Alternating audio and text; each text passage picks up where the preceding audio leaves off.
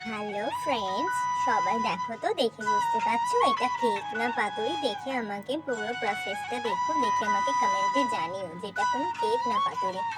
কলা পাতা দিয়ে পাতুরির মতো করে পাতুরি স্টাইলেও কেক বানানো যায়। এই ভিডিওটা তোমরা দেখো, খুব সহজেই বানাতে পারবে যদি তোমাদের কাছে ছোলার ডাল থাকে বা গোটা মটর দিয়েও খুব সহজে তৈরি করে নিতে পারো। যে বাড়িতে চিকেন নেই, তারপরে মটন নেই বা মাছ নেই, কি করবো? খুব সুন্দর একটা জিনিস তোমরা তৈরি করে নিতে পারো খুব সহজেই। বাড়িতে যে কেউ অতিথি এলে সার্ভ করে দিতে পারো। প্রথমে গোটা মটরটাকে তোমরা গ্রাইন্ড করে নেবে, তারপর তার সাথে আমি একটু চিংড়ি মাছ দিয়েছি। তোমরা সেটা এই পদ্ধতিটা অ্যাভয়েড করতে পারো যদি নিরামিষ করতে চাও। তার সঙ্গে একটু আদা রসুন পেঁয়াজ দিয়ে পেস্ট করে তারপরে তো তোমরা ভিডিওর পদ্ধতিটা দেখে সেই অনুযায়ী করতে পারো। বাড়িতে একবার ট্রাই করে দেখো, এত সুন্দর খেতে হয়েছে না! সবার সামনে যখন পরিবেশন করবে ধরেই উঠতে পারবে না যে এটা কেক না অন্য কিছু না, পাতুরি।